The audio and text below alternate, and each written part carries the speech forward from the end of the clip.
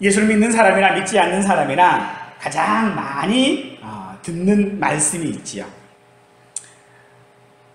전도할 때 가장 많이 사용하는 말이기도 하고요.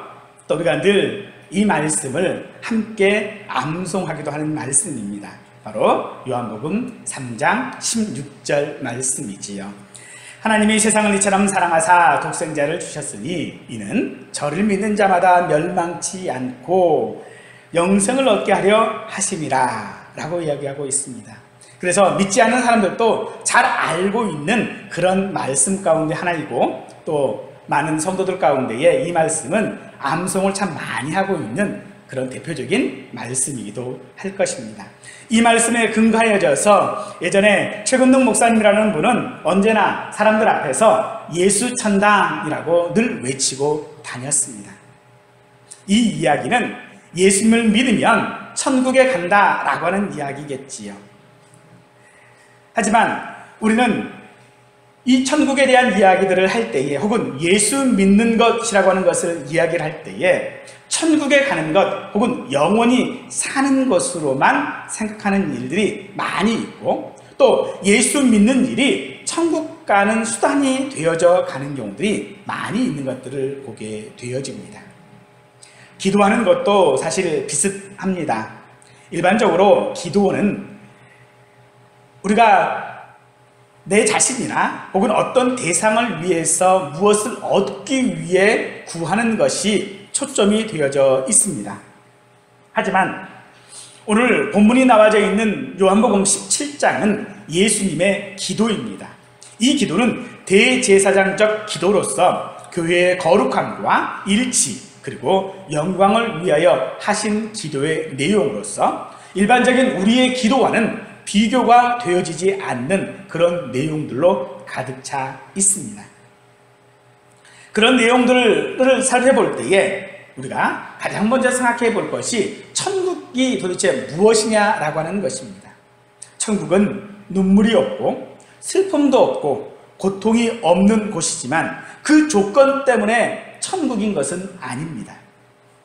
천국은 예수님이 계신 곳, 하나님께서 함께 하시는 곳이 바로 천국이라고 한다면, 예수님과 함께 생활하는 사람들은 이미 천국의 삶을 사는 것이라고 해야 할 것입니다. 이용규 선교사님이라고 분이 계시는데, 이분이 떠남이라고 하는 책을 썼는데 그 책 가운데 이런 내용이 있었습니다. 그가 잠시 몽골을 떠나서 미국에 생활할 때에 인도네시아에 일이 있어 방문을 했습니다.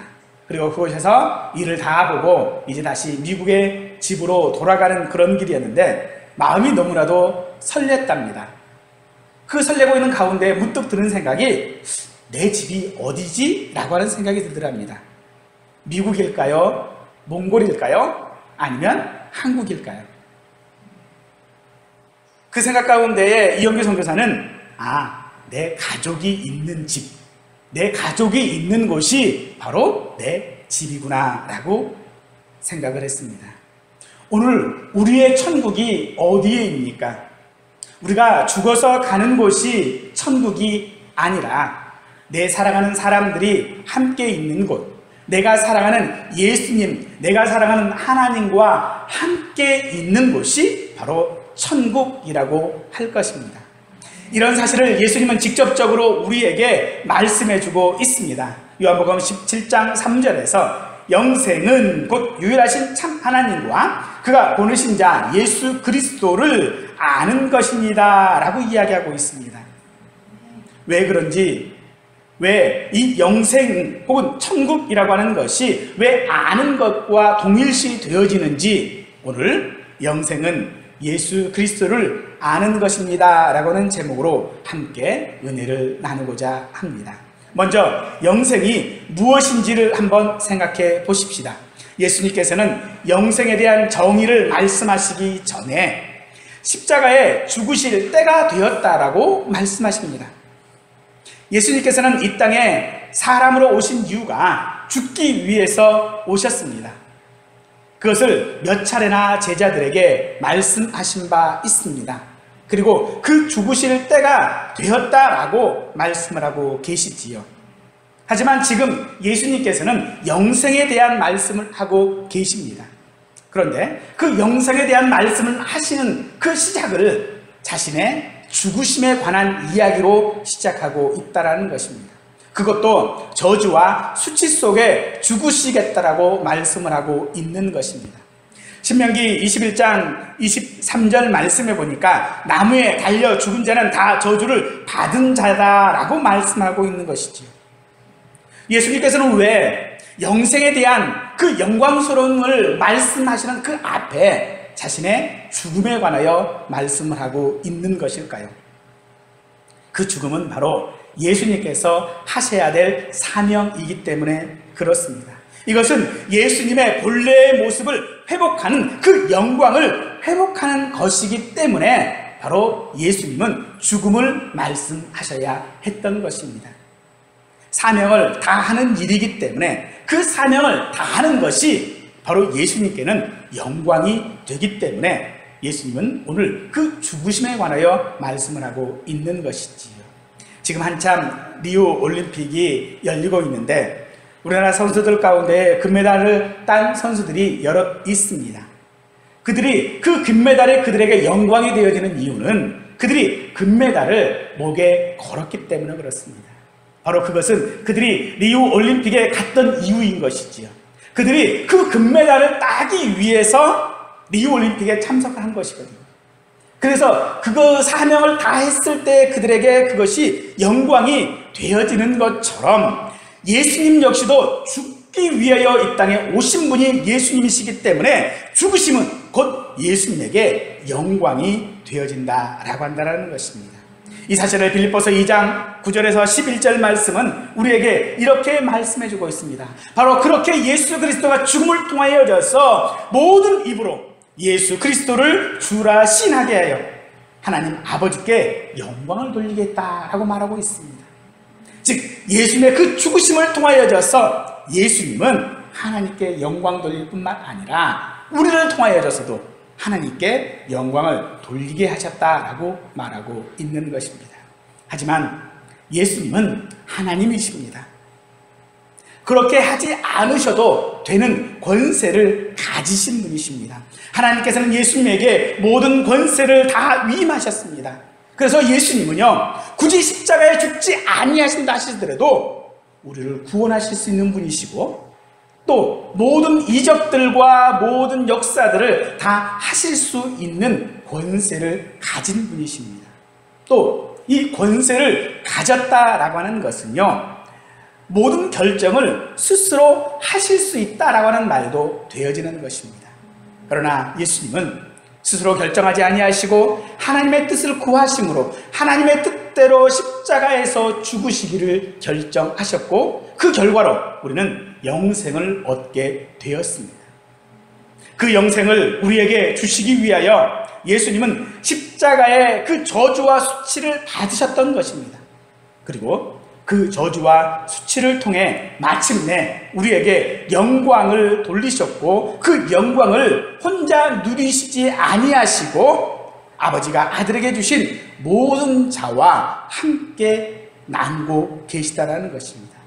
사랑하는 여러분, 여러분은 이 모든 자 가운데 한 사람입니다. 모든 자 중에는 아직 그 사실을 모르고 있는 사람들도 많이 있습니다. 때로 교회 공동체 속에 들어있다 해도 영생을 누리지 못하는 사람들도 있는데 우리는 그런 사람들을 믿음이 연약한 자라고 하고는 있습니다. 하지만 그런 사람이라 할지라도 히브리서 11장에서는요, 세상이 감당할 수 없는 자라고 이야기를 하고 있는 것들을 보게 되어집니다. 세상에 우리가 이 영생을 얻기 위하여 혹은 이 영생을 우리가 가지기 위하여 우리에게는 여러 가지 어려움들이 분명히 있습니다. 하지만 그 모든 어려움들 가운데서도 세상은 이런 사람을 감당치 못한다라고 말하고 있습니다. 예수님께서 우리에게 주신 영생은요, 세상에 감당하지 못합니다. 다른 얘기로 하면 세상에 그 영생을 빼앗을 수 없다라는 것입니다. 세상이 우리에게 주는 여러 가지 환난과 고통들 가운데서도 결코 그것은 우리를 흔들 수 없는 것이라고 분명히 우리에게 말씀해주고 있는 것입니다. 그러므로 영생이 무엇입니까? 그것은 시간 개념이 아닙니다. 영원히 산다라고 하는 그런 개념이 아니고, 혹은 우리가 기다리고 나면, 예수 믿다가 기다리고 나면 천국에 가는 그런 시간적인 개념을 말하고 있는 것이 아니라 예수님과 함께하고 있는 삶이 곧 영생이다라고 하는 의미를 우리에게 말씀해주고 있는 것이지요. 영생은 참 하나님과 예수 그리스도를 아는 것이라고 했습니다. 그러면 무엇을 우리가 알아야 할까요? 아는 것, 안다는 것은 지식으로 안다는 것이 아닙니다. 인격적으로 친밀한 관계의 교제를 포함하는 단어가 바로 안다라고 하는 단어이고, 이 단어는요, 성경에서 언제나 부부 사이를 나타낼 때 사용하는 단어로 사용되어져 있습니다. 즉, 우리가 서로 부부를 말할 때에 너무나도 친밀한 가운데 속에 있는 것이 부부이고, 그 부부를 말할 때에 안다라고 하는 단어를 사용하고 있다는 것이지. 이것을 원어적으로 이야기해 보면 이것은 기노스 코신이라고 하는 말인데요, 계속해서 알아가다라고 하는 말입니다. 관계를 통해서 아는 것을 말하는 것이지요. 우리가 사람들을 알 때에 우리도 저 사람을 내가 안다라고 말을 합니다.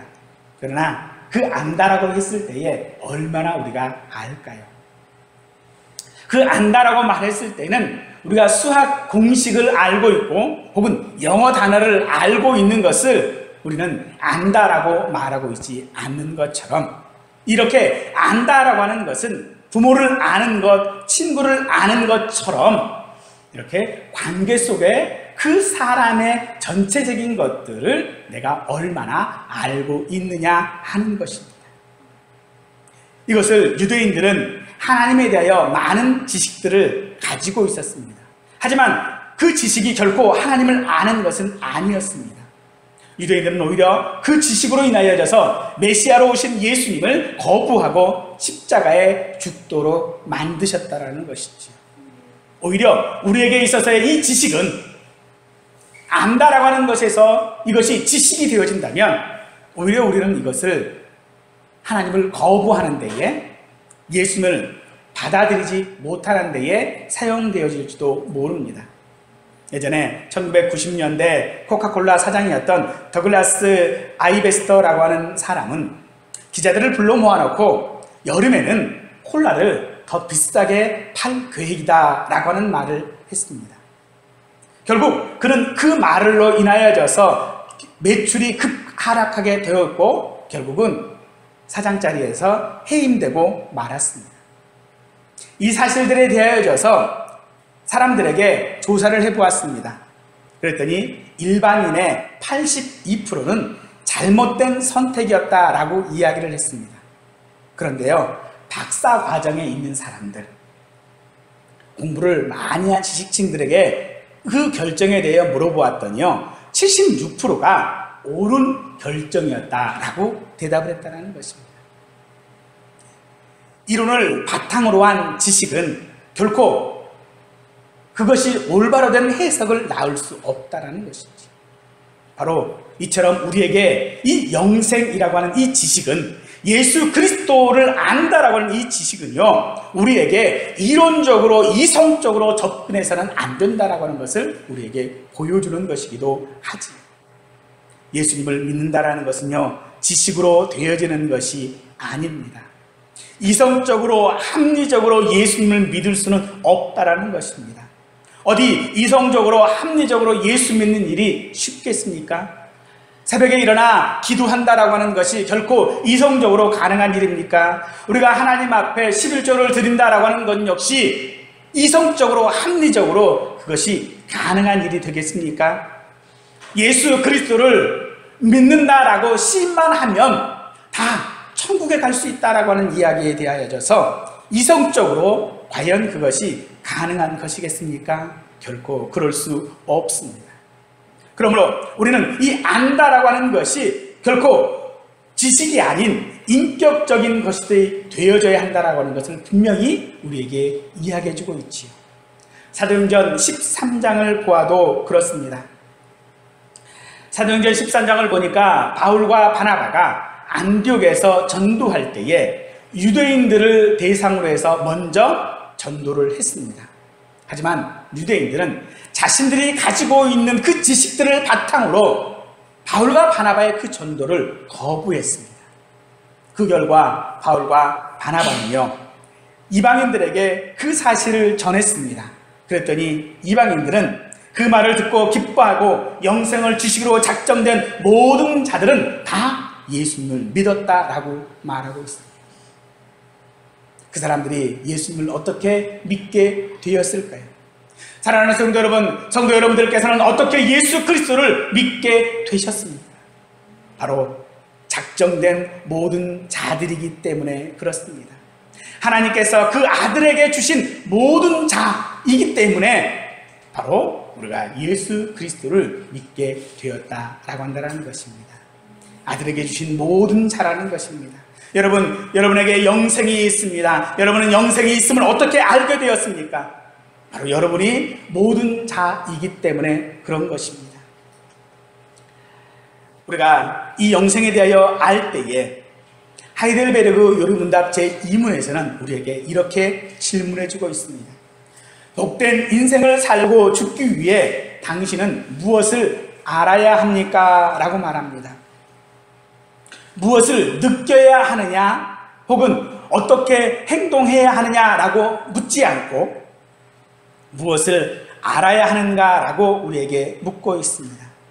안다라고 하는 것에 대한 우리 동양적인 사고는요, 사실 좀 부정적입니다. 그래서 무조건적으로 맹목적으로 신앙을 강요하는 일들이 우리에게는 많이 있습니다. 또 우리 동양적인 사고 가운데는요, 모르는 게 약이라고 하는 경우들도 있지요. 이 이야기는 삼국지에 보니까 여자 식자 우한이라고 하는 말이 있습니다.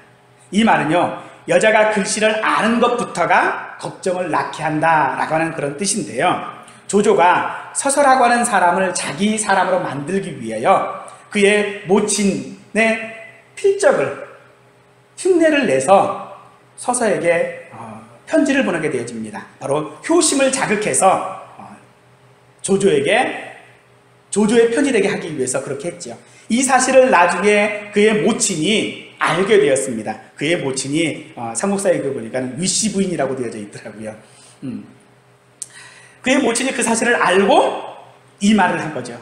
여자가, 즉 자기가 그를 알고 있는 것 때문에 아들을 잘못된 길로 들어가게 했다 하는 그런 이야기인 것이지요. 하지만 우리는 알고 있어야만 합니다. 그저 예수 그리스도를 믿을 때에 맹목적으로 무조건적으로 믿으면 된다라고 하는 것이 아니라 알아야 한다는 것이죠. 그 사실을 호세아서 4장 6절은 우리에게 내 백성이 지식이 없어 망하는도다 라고 말씀하고 있습니다. 이스라엘 백성들이 지식이 없었습니까? 아니요, 있었습니다. 그들은 하나님에 대하여 너무나도 잘 알고 있었습니다. 하나님께서 그들에게 명령하신 율법이 무엇인지를, 그리고 그 율법을 행하는 자와 행치 않는 자에게 어떤 축복과 어떤 저주가 있는지를 그들은 분명히 알고 있었습니다. 하지만 그들은 지식이 없었습니다. 왜요? 그들은 그 지식으로 예수 그리스도를 알아볼 수 없었습니다. 하지만 사랑하는 성도 여러분, 우리에게는요, 예수 그리스도를 알아볼 수 있는 지식이 있습니다. 그래서 우리는 알아야만 합니다. 무엇을 알아야 됩니까? 예수님을 알아야 될 뿐만 아니라 우리가 알아야 되는 것은요, 우리의 죄와 그리고 비참함이 얼마나 큰지에 대하여 우리는 알고 있어야 한다는 것입니다. 우리의 죄와 비참함으로 인하여서 우리는 하나님을 떠남으로 예전에 그 에덴 동산에서 누렸던 그 많은 것들을 다 누리지 못하고 평안조차도 누리지 못하는 우리들입니다. 그래서 우리에게 예수님이 필요합니다. 예수님과 함께 해야만 영생을 누릴 수 있기 때문에 우리는 우리의 비참함이 무엇인지 알아야만 예수님의 필요를 알 수 있게 되어지는 것이지요. 예수님께서는 우리에게 그것을 말씀해 주고 있습니다. 예수님께서는 우리에게 우리가 얼마나 비참함 가운데 있는지를 알기를 원하십니다. 그래야 예수님이 얼마나 필요한지를 우리가 알 수 있겠다는 거죠. 내 죄가 얼마나 큰지를 내가 알아야 그 은혜를, 그 죄의 용서함의 은혜를 우리가 알 수 있기 때문에 그렇습니다. 사랑하는 성도 여러분, 성도 여러분, 여러분의 비참함을 얼마나 알고 계십니까? 아니, 오히려 요즘의 사람들은요, 그 비참함을 알기보다는 자신이 얼마나 행복한 사람인가, 얼마나 이 땅에서 좋은 것을 누리고 살고 있는가를 알기를 더 원하고 있는 것 같습니다. 하지만 그것은 잘못된 지식입니다.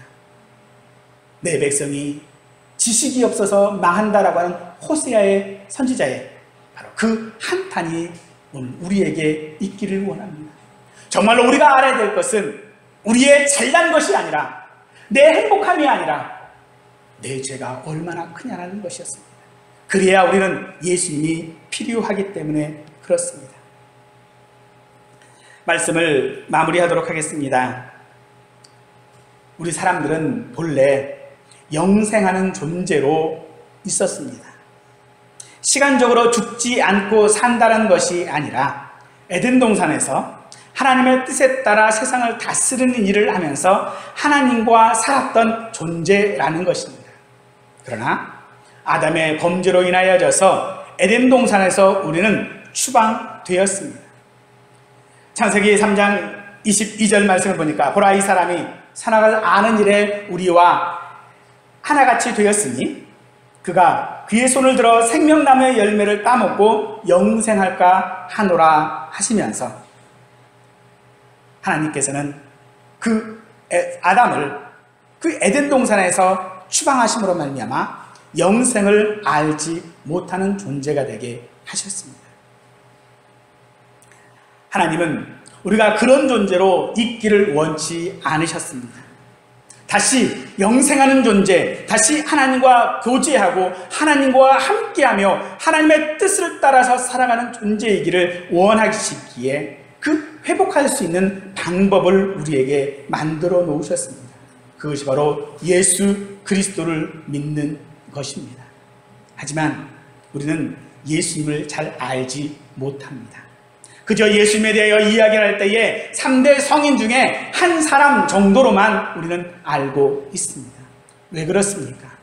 바로 우리의 죄 때문입니다.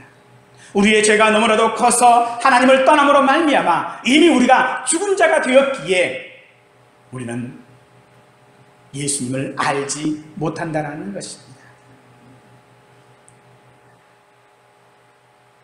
그런 우리들에게 예수님은 우리 예수님을 알 수 있는 방법을 만들어 놓으셨죠.